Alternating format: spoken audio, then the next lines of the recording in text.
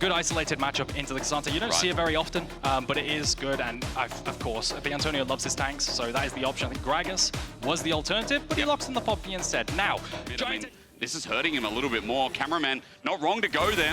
Knows that something could happen as we get to All Age, but the crashdown comes through. Brom, again, we talked about, it's going to be rough as Ignat's the first to get stunned up. Elyoya providing support as Super looks for the re-engage. The flash on as concussive blows stack up. Winter's Bite secures first blood for Alvaro. Out with a little Vault Breaker, but Juhan ain't out of the woods yet. He gets poked. Because of the different spawn timers for Grubs, they got set back a minute. Usually what you would see at this point in the game, maybe about a couple months ago, would be a trade of Dragon for Grubs here. Instead, they're going to look for a topside play. They're actually swapping. And this is really nice. They're swapping Jinx up to topside before the Grub spawn. Now, game swung about as plating goes down on the bottom side. Thank you, observers. It looks like for Mad could be caught with their pants down. Patrick looking to chase up. No level 6 here, but the Antonio just used his. Hammer shot down, nothing to gain. Pushing them off the Grubs is the small win here for GiantX. Noting that they want their early game to really capitalize as much as possible. And I have to say, I don't really like this trade as much. This counters a lane swap. Look at mid, ult on Juhan. Oh, Vault Breaker comes through, cease and desist rather, sets it up onto the Ivan. He ain't got too much steadfast presence to bounce house. Elyoya unable through all 3v2, depending on who walks in. Root Caller's there. Concussive blows are going to follow through onto Patrick. Immobilizes him. He gets the cleanse out and flashes as well. But now with another Winter's Bite, Igna is sent packing too. There's the follow-up, and MDK aren't stopping yet. A little bit of miscommunication, it feels like, but Frescowi's going. There's a rocket coming in. The rocket flies through. Frescowi does his due diligence, and Igna is sent right into the candy man. Elyoya picks it up, and just like that, MDK moving further and further on the board. As a nice sidestep from the Antonio. In the meanwhile, Vault Breaker's going to flash. Mirwin needs to be taken down, though. The cease and desist is not enough, and the steadfast present comes on out, but you can see Mirwin has to go into ulti, back on out for the tank stats, but eventually it is enough. Ivan saved his Q. As you said, I mean, I thought at first it's very ingenious, maybe about getting both targets at one, but Frescowi actually caught out. Wait, the crash down. This will secure it. Caught out Frescowi. What happened there after great trading through mid? One mistake. And just like that, GiantX are going to be looking at 5-6 Grubs in this game.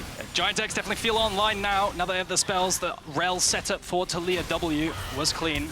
Should be a free 6 Grubs.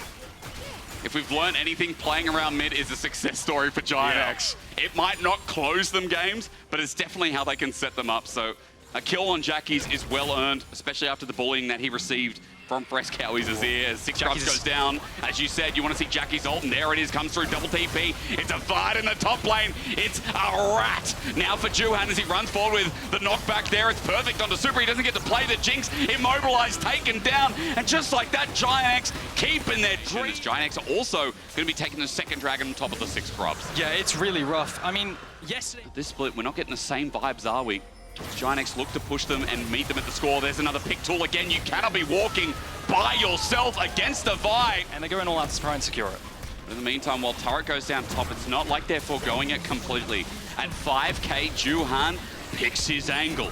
Lenses to let him know as at 2k now for the steal. The poke onto Super, the back end. It's secured by Mab, but the Antonio yeets one away. And now with the wall out, zoning them through. A double knockout, a double bounce up, and Alvaro looking to get on out. Won't be accepted. The Antonio now zones out as Super is left isolated from the fight. And Merwin is trying to flip the fight. The all out is good, but again, the Antonio stands in front. And this guy has just developed weak by... Also having the globals to dash in, it's just phenomenal. I love this draft from GiantX. And I love the price. Super as well. Mad can't operate in the fight, and Antonio does it again. Steadfast presence, a shove into the wall, and a seismic shove at that as well. The earth... What can the Antonio do with counterpicks? Turns out it's a lot, right? yeah. Turns out he's pretty damn good on these counterpick tanks, and the Poppy... Pushes the turret down now. As this falls flat, you can see the gold bleed is starting to go with it as well. 4,000. I'd love to know, was it placed up topside by Frescowi when he died up top trying to get top tower? That's a possibility. And then he got collapsed on.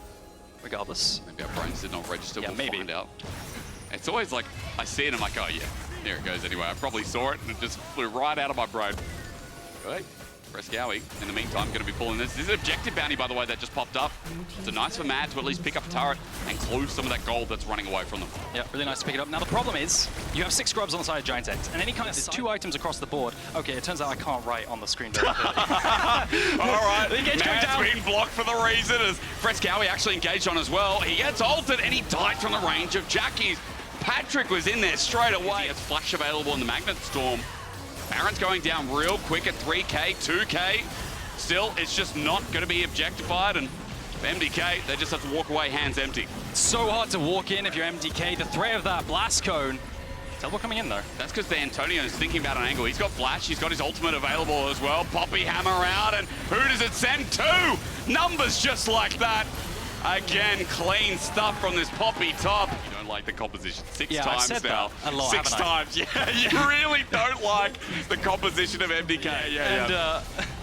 But that's why I said to you it's like winter, right? Because in winter, I feel like maybe spring. The second item, and it was 1.5 to 3. That's why it was painful to look at. In an ideal world, he has a Seekers as well to maybe dodge out on Juhan's dive and cancel it out and DPS. Good play in the mid lane, which he got an assist for, as Jackie's has had many great walls. It's blocked by Alvaro, though. That's an interaction.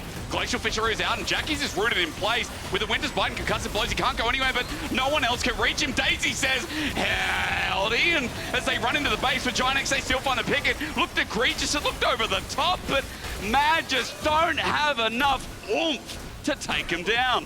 A nice attempt coming in, trying to find a pick onto Jackie's. They catch him. Possible, then lead up with Rogue. They get in line with things like MDK here, and as we get another cease and desist lining up through the mid, Ignas 3-man Magnustorm makes it so. It's an Emperor's Divide that does not send anyone for a glide.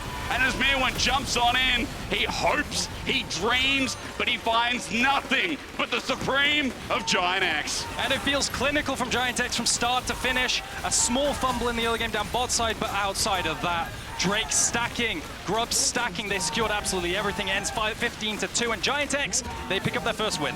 At 27.5 minutes as well, their first win comes so boldly. It was impressive, it was clean, it was a leg up.